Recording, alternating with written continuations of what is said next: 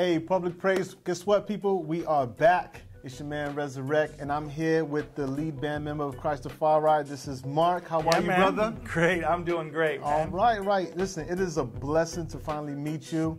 I'll tell you, I told all your band members, you can't say this genre of music, you can't say gospel, reggae, gospel, dancehall without saying Christafari.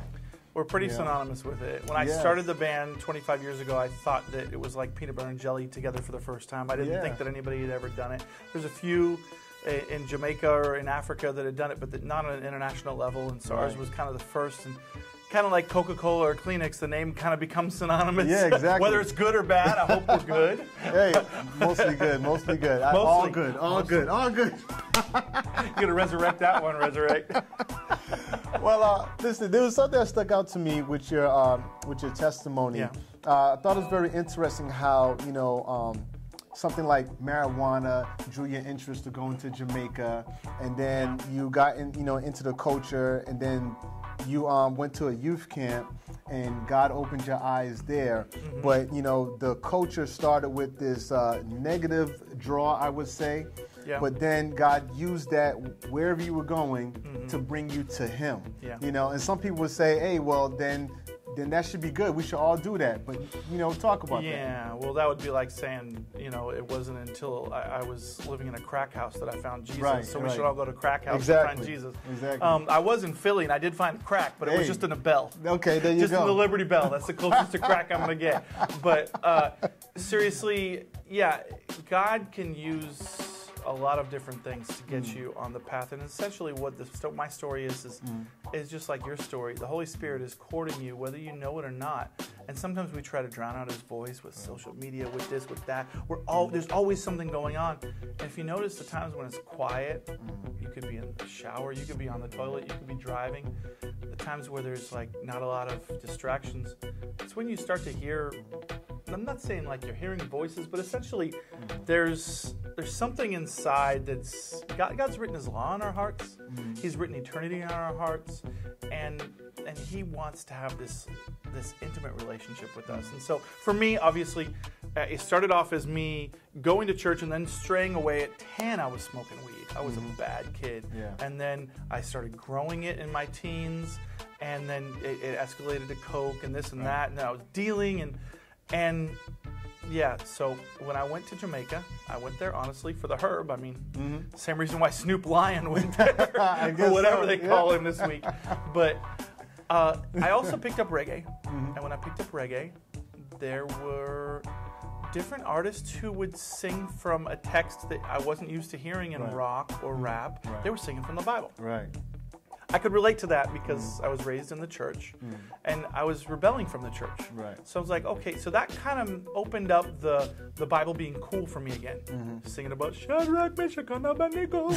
Things like they're singing about whether it's Jonah or even Bob Marley. I'll never forget, no way, they crucified Jesus Christ. Whoa, he's singing about Jesus. Exactly. Okay, so that kind of opened me up to that.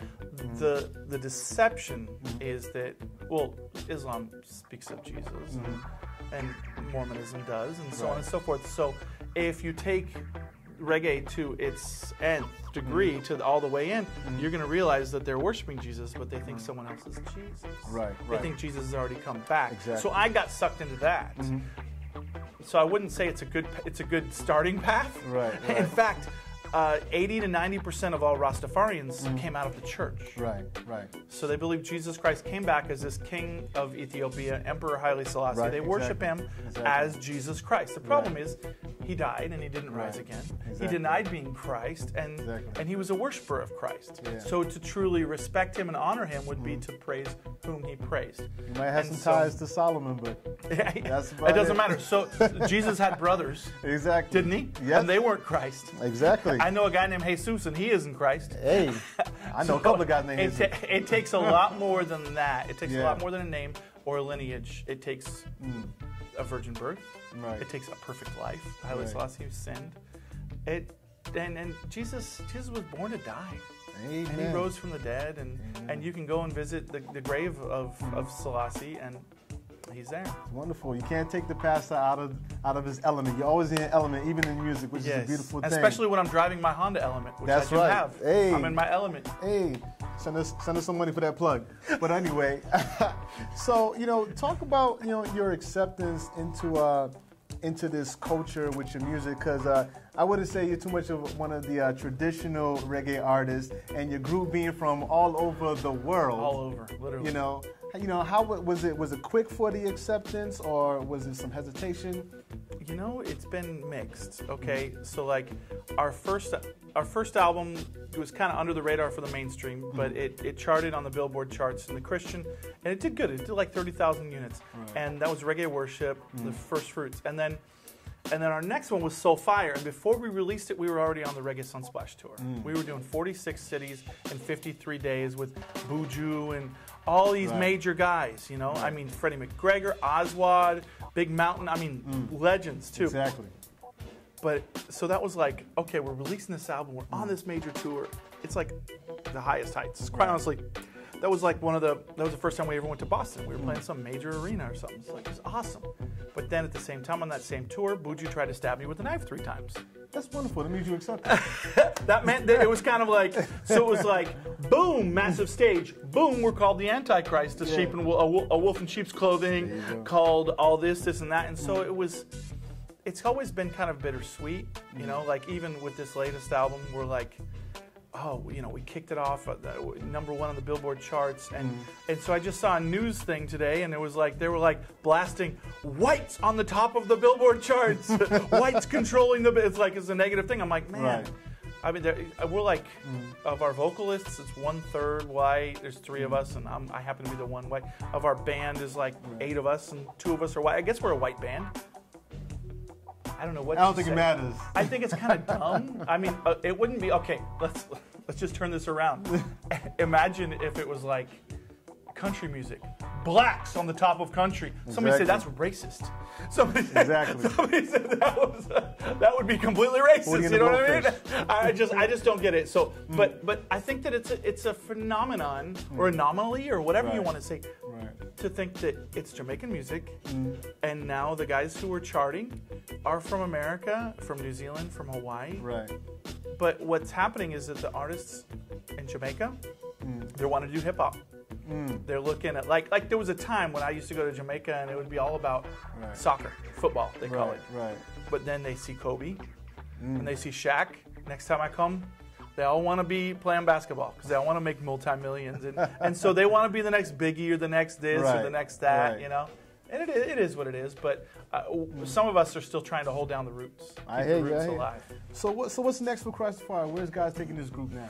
Well, we just launched our 25th anniversary Greatest Hits album. Congratulations! Thanks, man. We couldn't contain it in one album. We just did 2 albums, volumes 1, volume 2. That way we can leave it for the volume 3 because we're not done. I was on the plane one time with Kool and the Gang. You can't say that too often. I was on the plane kicking back with Kool and the Gang. I'm not sure if I was talking to Kool or the Gang. I was talking to somebody, and he's like, "Whatever you do, don't do a Greatest Hits album because it's like a death. It's like a tombstone." So I held off for a while, but then I'm like, you know what? Forget this. That's right. I'm sick of traveling around with stacks of 15 different CDs. Let's just make it easy for the people. Your place is solidified. Those who kind of pick up on us now, they can grab this, and so volumes 1, volume 2. And we're excited about that. And then next thing, we're going to work on another Reggae Worship album. The last one did so well. It opened us up to the churches. It opened us up to doing things, moving from evangelism in clubs to bringing music to the church that they would normally never do in worship. And I think that is one of my hearts. I'm talking to you right here, right now. You see, we were doing so many outreaches, things like this, Friday night in a church, and it's like bringing people in, and they're like, yeah, Jesus, and they're rocking, they're dancing, they're riding the crowd, they're doing all kinds of crazy stuff, and then they go to church on Sunday after they just come to Christ, and it's like, holy, holy, holy. It's just like, and so what we're like, okay, maybe the greatest form of evangelism is to kind of have this major shift within the church to be more relevant. And when the church is more relevant, maybe people won't say, hey, do I want to get bored on Sunday for 2 hours? No, I think I'll sleep in. Right. I think the blessing is... Maybe they won't want to miss it. Right. I think the blessing is people like yourself and your group who are actually tied into the ministry that God has called them to, and not trying to fit into somebody else's world, but actually become. We who try to God's shape the made you. mold. We try to make a new mold. And I appreciate that. Thanks. You know, you guys are a very great, unique group, and we need more people like you out there. It's just a blessing to hear your story. When was the last time you've been to Boston before you came this time? Well, we were there. We were here just like 6 months ago. 6 months ago? It was nice. Eating Okay. some Trini food. There you go. Yeah, man. There There's some rotis, some bus-up shot. There's a lot of Caribbean people here. I love it. Are. I don't know why you guys are up in the cold. I'm just saying. We in the cold because we don't come down there. I don't know why. But we're here, man. It's a blessing to meet you, man. And listen, if you don't know the music, you need to know Christafari. Check out Christafari.com. There you go. That's where you can do everything. Christafari.com. All right, then. Blessings.